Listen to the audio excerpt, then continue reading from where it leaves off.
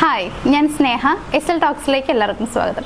ഒരുപാട് പേര് നമ്മളോട് ചോദിക്കുന്നതാണ്, പേഴ്സണലിയും അതല്ലാതെ നമ്മുടെ ഓഫീസിലേക്കും കുറേ മെസ്സേജസ് വരാറുണ്ട്. എന്താണെന്ന് വെച്ച് കഴിഞ്ഞാൽ, ഞാനൊരു ഹെൽത്തി റിലേഷൻഷിപ്പ് മെയിൻറ്റെയിൻ ചെയ്ത് കൊണ്ടുപോകണം എന്ന് ആഗ്രഹിക്കുന്നുണ്ട്. പക്ഷെ അതിനുവേണ്ടി എന്തൊക്കെ കാര്യങ്ങളാണ് ചെയ്യേണ്ടത് എന്നുള്ളത് ഒരുപാട് വീഡിയോസ് കണ്ടിട്ടുണ്ട്, കുറേ കാര്യങ്ങൾ ചെയ്ത് നോക്കിയിട്ടുണ്ട്. പക്ഷേ അതിനേക്കാൾ ബെറ്റർ ആയിട്ടുള്ള കുറച്ച് കാര്യങ്ങൾ അറിഞ്ഞാൽ കൊള്ളാം എന്ന് പറയുന്ന കുറേ ആളുകളുണ്ട്. സോ അവർക്ക് വേണ്ടിയിട്ടുള്ളതാണ് ഇന്നത്തെ ഒരു വീഡിയോ എന്ന് പറയുന്നത്. അതായത് ഇന്നത്തെ വീഡിയോയിൽ ഞാൻ പറയാനായിട്ട് പോകുന്നത്, ഒരു ഹെൽത്തി റിലേഷൻഷിപ്പ് മെയിൻറ്റെയിൻ ചെയ്ത് കൊണ്ടുപോകാനായിട്ട് നിങ്ങളെ സഹായിക്കുന്ന കുറച്ച് ടിപ്സ് എന്തൊക്കെയാണെന്നുള്ളതാണ്. അത് നമുക്ക് ഡയറക്റ്റ് ആയിട്ട് നമ്മുടെ പോയിന്റ്സ് എന്തൊക്കെയാണെന്നുള്ളത് നോക്കാം. നമ്മുടെ ഫസ്റ്റ് പോയിന്റ് എന്ന് പറയുന്നത് പ്രാക്ടീസ് ആക്റ്റീവ് ലിസണിങ് ആണ്. അതായത് നല്ലൊരു ലിസണർ ആയിട്ട് മാറുക എന്നുള്ളതാണ്. എപ്പോഴും നമ്മൾ ചിന്തിച്ച് കഴിഞ്ഞാൽ മനസ്സിലാകുന്ന ഒരു കാര്യമാണ്, നമ്മൾ ആഗ്രഹിക്കുന്നുണ്ടാവുക നമ്മൾ സ്നേഹിക്കുന്ന ആള് നമ്മൾ പറയുന്ന കാര്യങ്ങൾ കേട്ടിരിക്കുക, അതേപോലെ തന്നെ നമുക്ക് പറയാൻ ഒരാളുണ്ടാവുക എന്നുള്ളതാണ്. സോ നമുക്ക് പറയാനുള്ള കാര്യങ്ങൾ കേട്ടിരിക്കാൻ ഒരാളെ കിട്ടിക്കഴിഞ്ഞാൽ നമ്മൾ ഭയങ്കര ഹാപ്പി ആയിരിക്കും. എന്താണെന്ന് വെച്ച് കഴിഞ്ഞാൽ നമുക്ക് ഒരുപാട് വിഷമങ്ങൾ ഉണ്ടായിരിക്കും.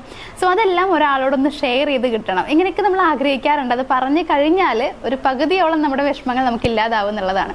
അപ്പോൾ ഇവിടെ നിങ്ങൾ ഏറ്റവും കൂടുതൽ പ്രാക്ടീസ് ചെയ്യേണ്ട, അല്ലെങ്കിൽ ഇനി മുതൽ ശ്രദ്ധിക്കേണ്ട കാര്യം എന്ന് പറയുന്നത്, നിങ്ങൾ സ്നേഹിക്കുന്ന ആ ഒരു പേഴ്സൺ, അതിപ്പോൾ നിങ്ങൾ പ്രണയിക്കുന്ന ആളായിരിക്കാം, അതല്ലെങ്കിൽ നിങ്ങളുടെ ലൈഫ് പാർട്ട്ണർ ആയിരിക്കാം.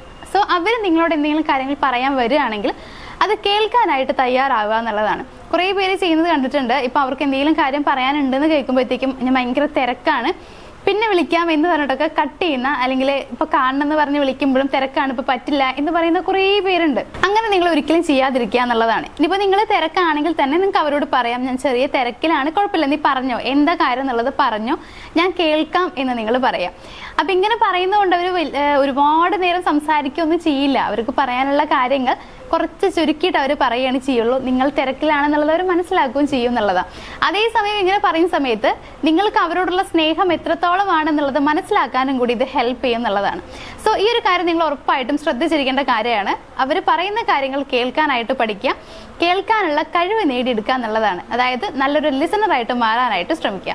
ഇനി നമ്മുടെ സെക്കൻഡ് പോയിന്റ് എന്ന് പറയുന്നത്, നിങ്ങളുടെ സ്വാതന്ത്ര്യം വളർത്തുക എന്നുള്ളതാണ്. Cultivate independence. അതായത് രണ്ടുപേർക്കും അവരുടേതായിട്ടുള്ള ഇൻഡിവിജ്വാലിറ്റി ഉണ്ടായിരിക്കും, രണ്ടുപേർക്കും അവരുടേതായിട്ടുള്ള ഇഷ്ടാനിഷ്ടങ്ങൾ ഉണ്ടായിരിക്കും എന്നുള്ളതാണ്.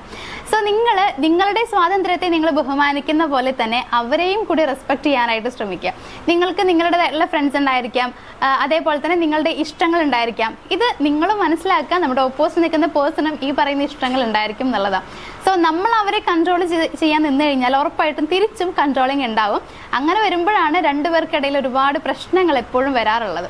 അതുകൊണ്ട് തന്നെ ഇവിടെ ഒരിക്കലും നിങ്ങൾ അവരെ നിങ്ങളുടെ ലിമിറ്റേഷൻസിൻ്റെ ഉള്ളിൽ വെക്കാതിരിക്കുക. അതായത് അവർക്കിടയിൽ ഒരു ലിമിറ്റ് വെക്കാതിരിക്കുക. നീ ഇതിനപ്പുറത്തേക്ക് പോവരുത്, അങ്ങനെ ചെയ്യരുത്, ഇങ്ങനെ ചെയ്യരുത് എന്ന് പറയരുത്.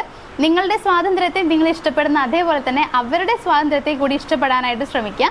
അങ്ങനെ റിലേഷൻഷിപ്പ് മുന്നോട്ട് പോകുമ്പോഴാണ് അങ്ങോട്ടും ഇങ്ങോട്ടുമുള്ള ഒരു കണക്ഷൻ കുറച്ചുകൂടി ഡീപ്പർ ആവാനായിട്ട് പറ്റുള്ളൂ എന്നുള്ളതാണ്. സോ ഇൻഡിപെൻഡൻസിന് കൂടുതൽ ഇമ്പോർട്ടൻസ് കൊടുക്കുക, അവർക്ക് അവരുടേതായിട്ടുള്ള സ്പേസ് കൊടുക്കാനായിട്ട് കൂടി ശ്രമിക്കുക.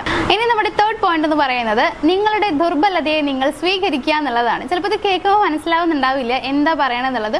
ഉദ്ദേശിക്കുന്ന കാര്യം എത്രയേ ഉള്ളൂ, നമുക്ക് എല്ലാവർക്കും പേടിയുള്ള എന്തെങ്കിലും കാര്യങ്ങളുണ്ടായിരിക്കും. ചില ആളുകൾക്ക് വലിയ വലിയ കാര്യങ്ങളെ പേടിയുണ്ടാവും, ചിലർക്ക് വളരെ ചെറിയ കാര്യങ്ങളായിരിക്കും. അതായത് കുറേ പേര് പറയുന്നേക്കാം, എനിക്ക് പല്ലി, പാറ്റ, തവള ഈ പറഞ്ഞ കാര്യങ്ങളൊക്കെ പേടിയാന്ന് പറയാറുണ്ട്. സ്വാഭാവികമായിട്ടും ഇത് ഒട്ടുമിക്ക ആളുകളും ഉണ്ടാവുന്നതാണ്. എനിക്ക് പോലും അങ്ങനെ തന്നെയാണെന്നുള്ളതാണ്. അപ്പോൾ ഇവിടെ എന്താ പ്രശ്നം എന്ന് വെച്ച് കഴിഞ്ഞാൽ, നമ്മൾ ഇത്തരത്തിലുള്ള നമ്മളുടെ ഒരു ദുർബലത പലപ്പോഴും കാണിക്കാറില്ല എന്നുള്ളതാണ്. നമ്മുടെ ഓപ്പോസിറ്റ് നിൽക്കുന്ന ആളുടെ മുമ്പിൽ അത് തുറന്നു പറയാറില്ല. അതായത് അങ്ങനെ പറഞ്ഞു കഴിഞ്ഞാൽ ഇനിയിപ്പോൾ അവരെന്തെങ്കിലും വിചാരിക്കുമോ, അല്ലെങ്കിൽ ഞാൻ കൊച്ചായി പോവുമോ, അങ്ങനെയൊക്കെ വിചാരിക്കുന്ന കുറേ പേരുണ്ട്. സത്യത്തിൽ അങ്ങനെ നിങ്ങൾ വിചാരിക്കേണ്ട ആവശ്യമില്ല. നമ്മളിപ്പോഴും ഇതെല്ലാം ഓപ്പണായിട്ട് കാണിക്കണം, അതായത് ഓപ്പണായിട്ട് പറയാൻ ശ്രമിക്കണം എന്നുള്ളതാണ്. ഇപ്പം നമ്മളുടെ ഓരോ ഇമോഷൻസ് എന്തൊക്കെയാണ്, നമുക്ക് എന്തിനൊക്കെയാണ് പേടിയുള്ളത്, ഈ കാര്യങ്ങളെല്ലാം അവരോട് തുറന്ന് സംസാരിക്കുക. വേറൊരു രീതിയിൽ പറയുകയാണെങ്കിൽ, നിങ്ങളുടെ ഈ ഒരു ദുർബലത നിങ്ങൾ ഷെയർ ചെയ്യുന്നതിലൂടെ നിങ്ങളുടെ കണക്ഷൻ കുറച്ചുകൂടി സ്ട്രോങ് ആവാനായിട്ട് ഹെൽപ്പ് ചെയ്യും എന്നുള്ളതാണ്. അതേപോലെ രണ്ടുപേരും തമ്മിലുള്ള വിശ്വാസവും കൂട്ടാനായിട്ട് ഇത് ഒരുപാട് സഹായിക്കുന്നുണ്ട്. അതുകൊണ്ട് തന്നെ ഇനി നിങ്ങൾ ആലോചിക്കേണ്ട ആവശ്യമില്ല, ഞാനിത് പറഞ്ഞു കഴിഞ്ഞാൽ കുഴപ്പമാകുമോ എന്നുള്ളത്. നിങ്ങൾക്ക് ധൈര്യമായിട്ട് പറയാം, അങ്ങനെ പറയുന്നത് കൊണ്ട് യാതൊരു പ്രശ്നങ്ങളും ഉണ്ടാവില്ല. അതായത് ഇത്തരത്തിൽ പറയുകയാണെന്നുണ്ടെങ്കിൽ ഉറപ്പായിട്ടും നിങ്ങൾക്കിടയിലുള്ള കണക്ഷൻ അത് കുറച്ചുകൂടി നല്ല രീതിയിൽ പോസിറ്റീവായിട്ട് വരികയാണ് ചെയ്യുന്നത്. സോ സോ നെഗറ്റീവായി എഫക്റ്റ് ചെയ്യോ എന്നുള്ള പേടിയുടെ ആവശ്യമില്ല. അപ്പോൾ ഇനി മുതൽ അങ്ങോട്ട് നിങ്ങളുടെ ദുർബലതകളെ നിങ്ങൾക്ക് അവരുടെ മുമ്പിൽ തുറന്ന് കാണിക്കാം എന്നുള്ളതാണ്. മാത്രമല്ല ഇപ്പോൾ രണ്ടുപേരുടെ റിലേഷൻഷിപ്പ് എന്ന് പറയുന്നത് അതൊരിക്കലും ഒരു ഇറ്റ്സ് നോട്ട് എ മേജർ. ഇതെന്ന് പറയുന്നത് രണ്ടുപേരുടെ കൊളാബറേഷനാണ്. അതായത് നിങ്ങൾ രണ്ട് ഇൻഡിവിജ്വൽസിൻ്റെ കൊളാബറേഷനാണ് ഒരു റിലേഷൻഷിപ്പ് എന്ന് പറയുന്നത്. സോ രണ്ടുപേരും ഡിഫറെൻ്റ് ആണ്. രണ്ടുപേരുടെയും പേടികളും ഇഷ്ടങ്ങളും എല്ലാം ഡിഫറെൻ്റ് ആണ്. അത് രണ്ടുപേരും അങ്ങോട്ടും ഇങ്ങോട്ടും മനസ്സിലാക്കിയിരിക്കുക എന്ന് പറയുന്നത് വളരെ നല്ല കാര്യമാണ്. അത് റിലേഷൻഷിപ്പിന് അത്യാവശ്യമാണ് എന്നുള്ളതാണ്. സോ ഈ ഒരു കാര്യത്തെ, അതായത് നിങ്ങളുടെ ദുർബലതകളെ ഒരിക്കലും മറച്ചു വെക്കേണ്ട ആവശ്യമില്ല. അങ്ങോട്ടും ഇങ്ങോട്ടും ഷെയർ ചെയ്യാനായിട്ട് ശ്രമിക്കുക. ഇനി നമ്മുടെ നാലാമത്തെ പോയിന്റ് എന്ന് പറയുന്നത് വളർച്ചാ മനോഭാവം നേടിയെടുക്കുക എന്നുള്ളതാണ്. അതായത് ചിലർക്ക് റിലേഷൻഷിപ്പിൽ ഇരിക്കുന്ന സമയത്ത് ആ റിലേഷൻഷിപ്പിന്റെ വളർച്ച വളരെയധികം ഇമ്പോർട്ടൻ്റ് ആണെന്നുള്ളതാണ്. അതായത് എൻ്റെ കൂടെ തന്നെ എൻ്റെ റിലേഷൻഷിപ്പും നല്ല രീതിയിൽ മുന്നോട്ട് പോകണമെന്ന് വിചാരിക്കുന്നവരുണ്ട്. പക്ഷെ മറ്റു ചിലർ എങ്ങനെയെന്ന് വെച്ച് കഴിഞ്ഞാൽ ഞാൻ നല്ല രീതിയിൽ മുന്നോട്ട് പോകണം, എൻ്റെ ലൈഫിൽ എനിക്ക് സെറ്റിൽഡ് ആവണം, വെൽ സെറ്റിൽഡ് ആയിട്ട് മാറണം, അതേപോലെ തന്നെ എനിക്ക് അവിടെ എത്തണം ഇവിടെ എത്തണം, ഇങ്ങനെ വിചാരിക്കുന്നവരുണ്ട്. സത്യം പറഞ്ഞു കഴിഞ്ഞാൽ ഫസ്റ്റത്തെ മൈൻഡ് സെറ്റ് ഉള്ള ആളുകളുടെ റിലേഷൻഷിപ്പ് വളരെ മനോഹരമായിരിക്കും എന്നുള്ളതാണ്. അതായത് എൻ്റെ കൂടെ തന്നെ എൻ്റെ റിലേഷൻഷിപ്പും നല്ല രീതിയിൽ മുന്നോട്ട് കൊണ്ടുപോവുക, അതിലും കൂടി കുറച്ചുകൂടി ഗ്രോത്ത് ഉണ്ടാക്കിയെടുക്കുക എന്ന് ചിന്തിക്കുന്നത് വളരെ നല്ല കാര്യമാണ്. എപ്പോഴും നമ്മൾ രണ്ടുപേർ, അതായത് ഈ രണ്ട് ഇൻഡിവിജ്വൽസ് ഉണ്ടായിരിക്കുമല്ലോ, റിലേഷൻഷിപ്പിലുള്ള രണ്ടാളുകളും ഒരുമിച്ച് നിൽക്കുമ്പോഴാണ് ആ റിലേഷൻഷിപ്പ് കളർഫുൾ ആയിട്ട് മാറാറുള്ളത്. ഇപ്പം നമ്മൾ വിചാരിക്കുന്ന ഒരു കാര്യം എന്ന് വെച്ച് കഴിഞ്ഞാൽ എൻ്റെ റിലേഷൻഷിപ്പ് നല്ല രീതിയിൽ മുന്നോട്ട് കൊണ്ടുപോകാന്ന് വെച്ച് കഴിഞ്ഞാൽ രണ്ടുപേരുടെയും കണക്ഷൻ കുറച്ചുകൂടി നല്ല രീതിയിൽ സ്ട്രോങ് ആക്കി കൊണ്ടുപോകുക എന്നുള്ളതാണ്. അപ്പോൾ ഇവിടെ എന്താ നിങ്ങൾ ചെയ്യേണ്ടതെന്ന് വെച്ച് കഴിഞ്ഞാൽ നമുക്ക് വരുന്ന ചാലഞ്ചസിനെ രണ്ടുപേരും ഒരുമിച്ച് നിന്ന് നേരിടാനായിട്ട് ശ്രമിക്കുക. അതായത് റിലേഷൻഷിപ്പിൽ എന്തെങ്കിലും പ്രശ്നങ്ങൾ വരുന്ന സമയത്ത് രണ്ടുപേരും ഒരുമിച്ച് നിൽക്കുക. ഇപ്പോൾ ഓരോരുത്തരുടെ തീരുമാനങ്ങളോ അല്ലെങ്കിൽ അഭിപ്രായങ്ങളോ വ്യത്യാസം ഉണ്ടായിരിക്കാം, രണ്ടുപേരുടെയും ഒരേപോലെ ആവണമെന്നില്ല. പക്ഷേ രണ്ടുപേരും സംസാരിച്ചുകൊണ്ട് തന്നെ അതിലേതാണ് നല്ലത്, നിങ്ങളുടെ റിലേഷൻഷിപ്പിന് നല്ലത് എന്നുള്ളത് രണ്ടുപേരും ഒരുമിച്ച് സംസാരിച്ച് തീരുമാനിക്കാനായിട്ട് ശ്രമിക്കുക. ഒരിക്കലും നിങ്ങൾക്കിടയിൽ ഒരു വഴക്ക്, മീൻസ് ചെറിയ വഴക്കുണ്ടാവാം, പക്ഷേ വലിയ വലിയ വഴക്കിലേക്ക് കൊണ്ടുപോയി എത്തിക്കാതിരിക്കുക എന്നുള്ളതാണ് ഇവിടെ നിങ്ങൾ ചെയ്യേണ്ട കാര്യം. സോ എപ്പോഴും റിലേഷൻഷിപ്പിന്റെ ഗ്രോത്ത് നല്ല രീതിയിൽ കൊണ്ടുപോകണം എന്നൊരു മൈൻഡ് സെറ്റ് നിങ്ങളിൽ കൊണ്ടുവരണം. അതേപോലെ തന്നെ രണ്ടുപേരും ഒരുമിച്ചുള്ള എന്തെങ്കിലും ആക്ടിവിറ്റീസ് കൂടി ചെയ്യാനായിട്ട് ശ്രമിക്കുക. ഇനി നമ്മുടെ ലാസ്റ്റ് പോയിന്റ് എന്ന് പറയുന്നത്, അഞ്ചാമത്തെ point, practice gratitude and appreciation ആണ്. അതായത് നമുക്ക് എല്ലാവർക്കും അറിയുന്ന കാര്യമാണ്, ഈ ഒരു അപ്രിസിയേഷൻ എന്ന് പറയുന്നത് റിലേഷൻഷിപ്പിൽ മോസ്റ്റ് ഇമ്പോർട്ടൻ്റ് ആണെന്നുള്ളതാണ്. നമ്മൾ പലപ്പോഴും പറയാൻ മടിക്കുന്ന കാര്യമാണ് അപ്രിസിയേഷൻ എന്ന് പറയുന്നത്, അഭിനന്ദനം. ഇപ്പം നമ്മളിങ്ങനെ പറഞ്ഞു കഴിഞ്ഞാൽ ചിലരുണ്ട്, ഇപ്പം നമ്മൾ അഭിനന്ദിച്ച് കഴിഞ്ഞാലും, അതും റിലേഷൻഷിപ്പിലുള്ള ഒരാൾ നമ്മൾ അഭിനന്ദിച്ച് കഴിഞ്ഞാൽ നമ്മൾ വിചാരിക്കുന്ന കാര്യമുണ്ട്, ഓ ഇതൊക്കെ സർവ്വസാധാരണം, അല്ലെങ്കിൽ ഇതൊക്കെ എന്തായാലും അയാളുടെ ഉത്തരവാദിത്തമാണ്, ഞാൻ എന്തെങ്കിലും ചെയ്ത് കഴിഞ്ഞാൽ അതിനെ അഭിനന്ദിക്കേണ്ടതോ അല്ലെങ്കിൽ എനിക്ക് അയാളത് ചെയ്തു തരേണ്ടതോ അയാളുടെ ഉത്തരവാദിത്തമാണ് എന്ന് വിചാരിക്കുന്ന കുറേ പേരുണ്ട്. അങ്ങനെ നിങ്ങൾ ഒരിക്കലും വിചാരിക്കരുത്.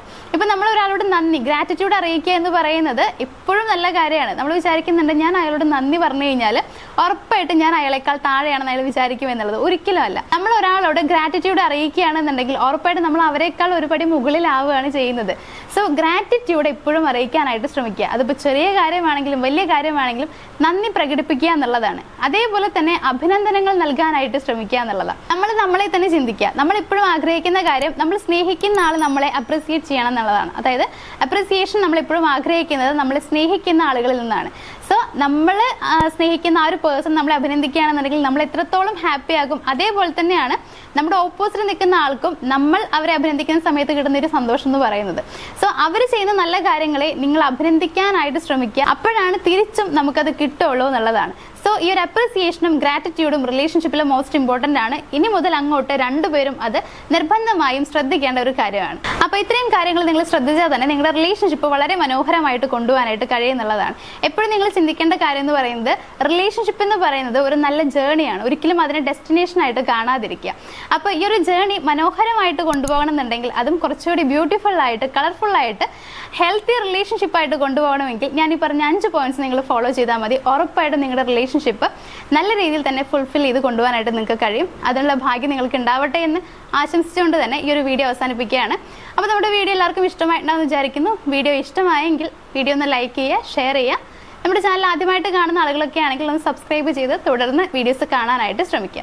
മറ്റൊരു വീഡിയോ ആയിട്ട് കാണാം. താങ്ക്